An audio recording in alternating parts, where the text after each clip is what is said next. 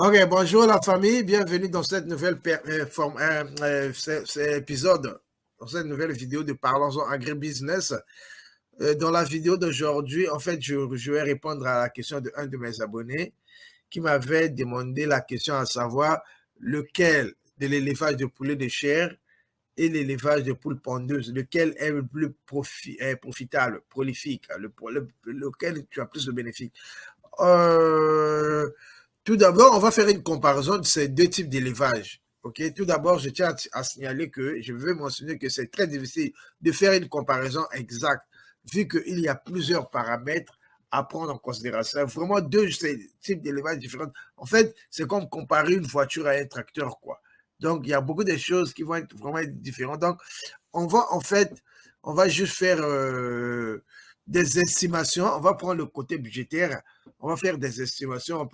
Quelles sont les dépenses majeures que tu peux faire dans l'élevage de poulets de chair et puis l'élevage de poules pondeuses. Et puis, on va estimer, par exemple, un temps précis.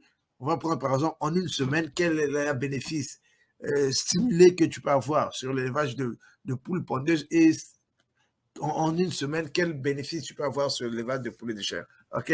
Donc, ça sera un peu une comparaison budgétaire. Il y aura beaucoup de chiffres. Je tiens aussi à signaler qu'il y aura beaucoup de chiffres que tu pourras peut-être ne pas comprendre. Mais pour bien comprendre tout ça, parce que ces chiffres-là, beaucoup de choses sur l'élevage des poules pondeuses fait partie de notre formation, de la formation sur l'élevage des poules pondeuses. Beaucoup de choses aussi sur l'élevage des poulets de chair fait partie de notre formation de l'élevage de poulets de chair. Donc, si tu n'as pas encore pris la formation, je te demande d'aller sur Agribook 242, tu prends la formation, comme ça tu auras plus de détails. OK? Donc, c'est comme toujours votre humble serviteur, le docteur Geoffroy Baudelaire-Empiri. Je vous dis, let's go!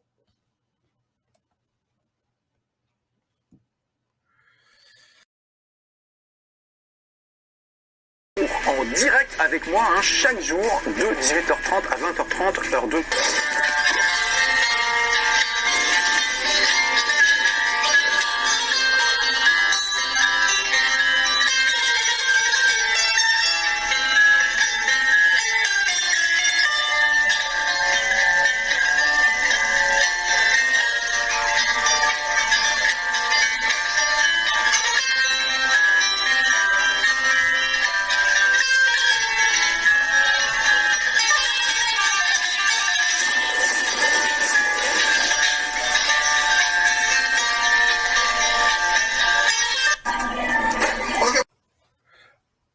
OK.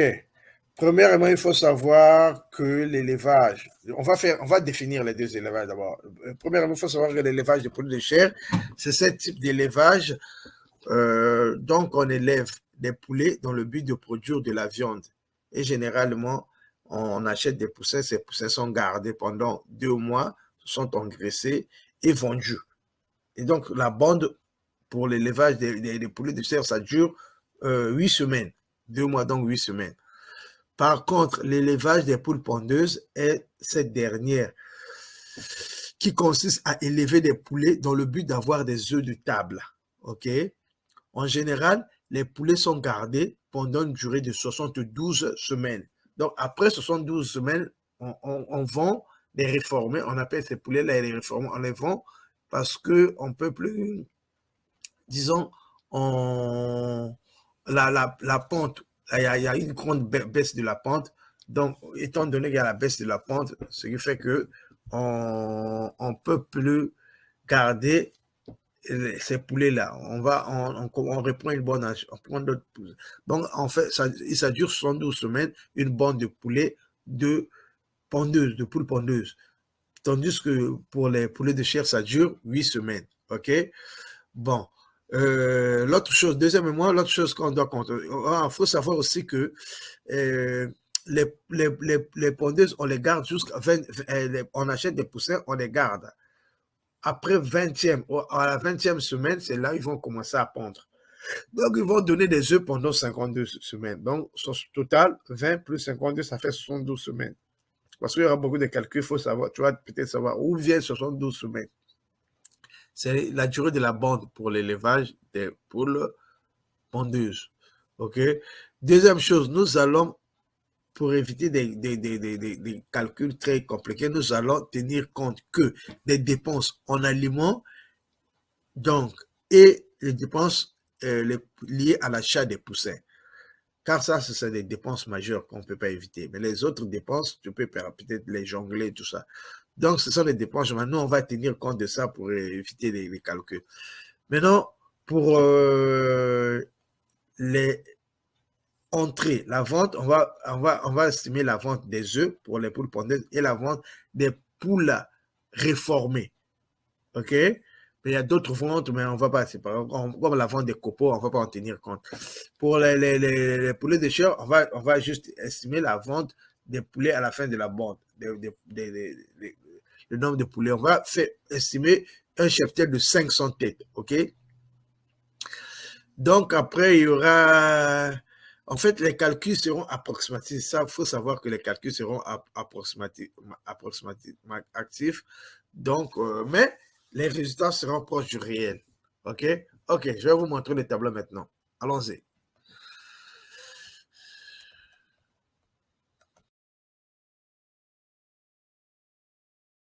Bonjour et bonjour la famille. Donc, c'est ça le tableau. En fait, c'est un fichier Excel. Pour ceux qui suivent mes vidéos, ils savent que j'utilise souvent des fichiers Excel. Donc, ce fichier, ça va nous permettre de faire la comparaison, les chiffres, de mettre les chiffres. C'est un tableau pour le budget, hein? De mettre des chiffres pour bien faire la comparaison des dépenses entre les poulets de chair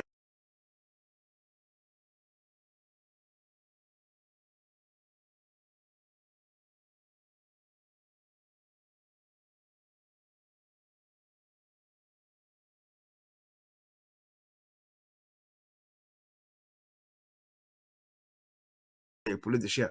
Et encore, je tiens à rementionner que, comme je l'ai dit au départ, que tu vas, l'élevage, tu compares l'élevage des poulets de chair qui est sur 8 semaines et l'élevage des poules pondeuses qui va sur une durée de 72 semaines. Donc, 72 et 8, on ne peut pas comparer comme ça. Donc, ce qu'on va faire, on va établir un budget pour l'élevage poule pondeuse sur 72 semaines et puis on va voir, on va diviser par 72 le bénéfice qu'on va trouver. On va voir combien ça va être par semaine. Pareil, on va faire pour l'élevage des poules pondeuses. Seulement les poules pondeuses, c'est sur 8 semaines et on va diviser par 8. Pour le profit, on va diviser par 8, le bénéfice, pour voir combien tu gagnes en semaine. Et comme ça, on va bien comparer les deux. OK? Donc, pour les dépenses, on va commencer par les poules pondeuses. Les dépenses ici, pour les poussins d'un jour que tu achètes 500, tu achètes à 400. OK? Tu vois, là, c'est 400, ça te donne 200 000. Si je change le prix, tu peux changer le prix par rapport à chez toi. Tu mets 500, tu vois, ça va te donner 250 000. Et automatiquement, avec ce fichier, tout a changé. Tu vas voir que le total des dépenses, le vente total des dépenses aussi, c'est devenu 7 574 000.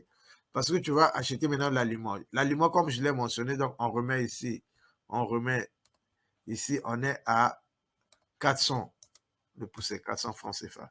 OK. Maintenant, parce que c'est pas réel, hein? En fait, en Afrique, les poules pondes, c'est 800, 750. Il n'y a pas de prix de 400 là. Mais je mets 400 parce qu'avec le temps, il y en aura. Dans d'autres pays aussi, dans plusieurs pays, ça commence à tomber. Le prix commence à tomber. Et maintenant, l'aliment consommé. On met l'aliment consommé pendant d'abord, parce que c'est, comme je l'ai dit, c'est par étapes. Quand ils sont petits, jusqu'à 20e semaine, la consommation est différente. Quand ils arrivent à partir de la 20e semaine, ils commencent à donner les œufs, les pondeuses. Quand ils commencent, la consommation est différente. Donc, la première consommation va calculer jusqu'à 20 semaines. On va dire que c'est 3750 kg, OK, jusqu'à la 20 premières semaines, 3750 kg qu'il va consommer. Et on dit approximativement, j'achète le kilo à 400. Mais ce qui est vrai, c'est que tu n'achètes pas 400. Donc ici aussi, on peut changer. Si on change, par exemple, tu as que j'achète à 300 ou à 250. En fait, quand tu es dans ce marché, tu achètes en tonnes. Hein? Quand tu achètes le maïs, beaucoup. Tu achètes en tonnes et le prix est différent. OK?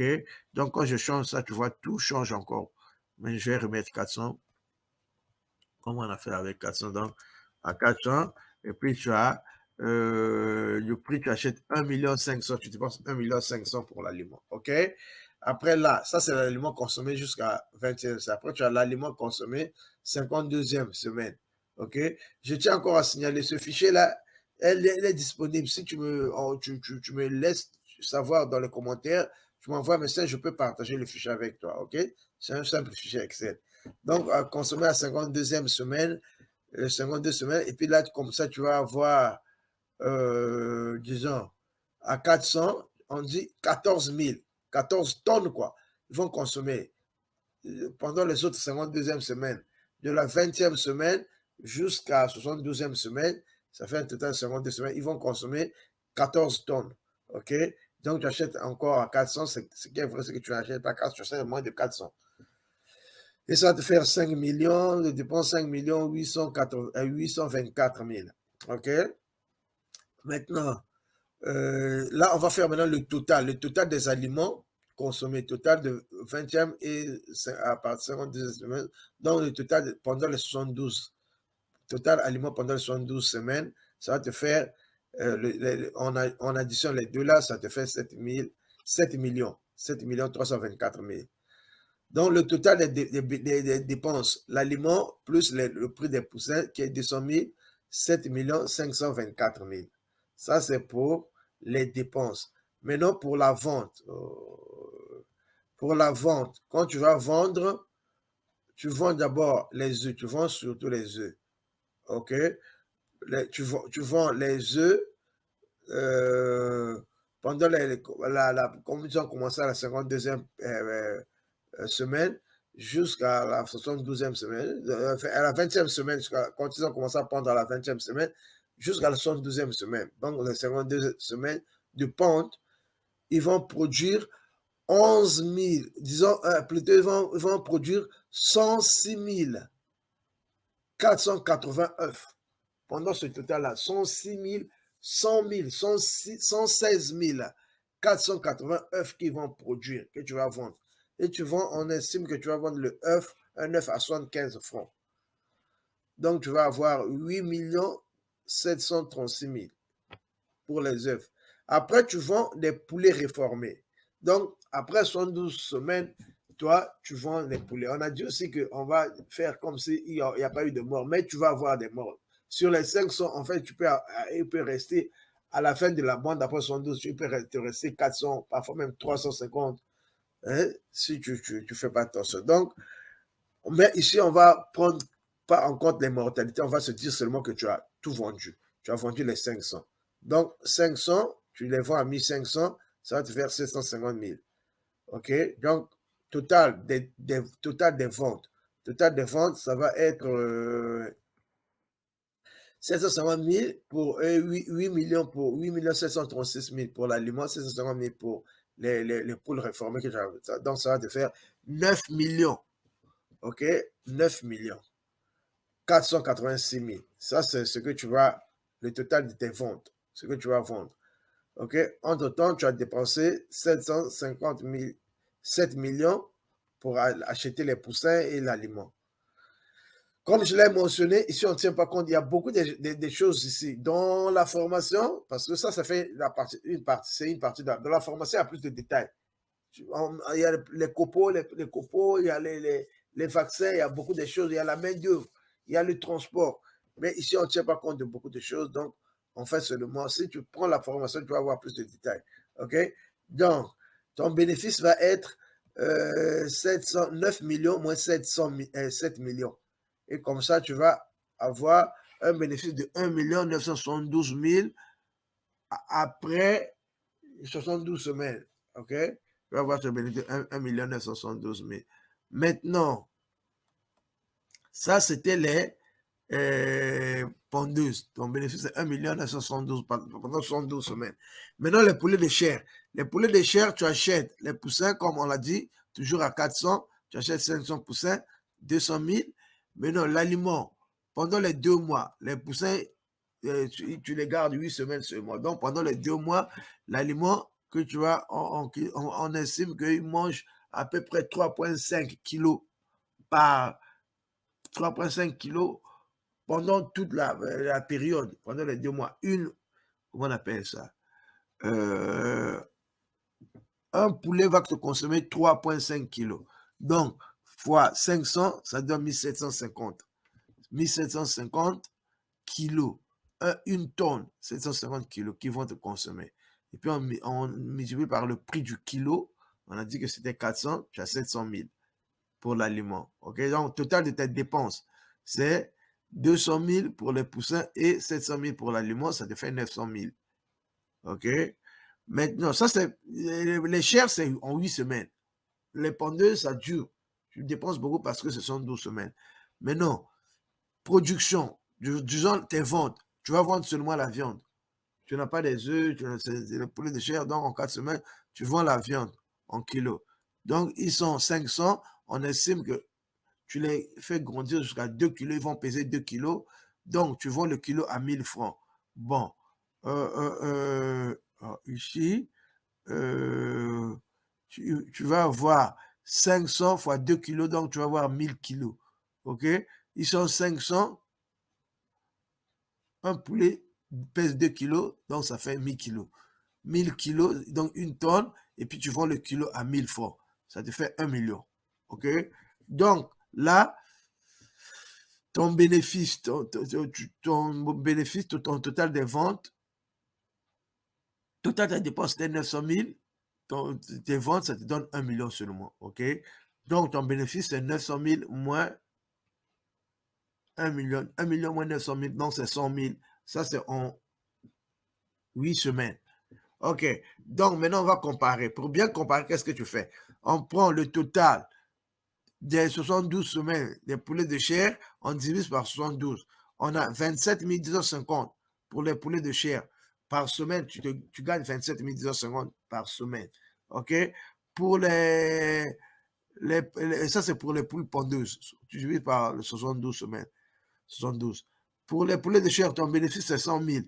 Tu divises par 8 parce que ça dure 8 semaines seulement. On a 12 500. Ici, tu as 27 500 par semaine. Ici, tu as 12 500. Ça montre que c'est plus profitable. Dans les conditions qu'on a fait là, c'est plus profitable les poulets de chair que les poules pondeuses. Mais je tiens encore à souligner, ici, c'est des choses approximatives. Mais c'est réel que c'est pratiquement c'est ce qui se passe. OK? Mais si tu veux être dans le réel, il faut prendre la formation parce que là-bas, il y a plus de détails et il y a plus d'informations. OK? C'était comme toujours votre humble serviteur, le Dr Geoffroy Baudelaire-Empiri. Donc, abonnez-vous à la chaîne, partagez, mettez des likes, laissez des commentaires. Donc, je suis prêt à partager ce fichier avec vous si ça vous intéresse. OK? Laissez-moi savoir dans les commentaires. Je vous dis bye.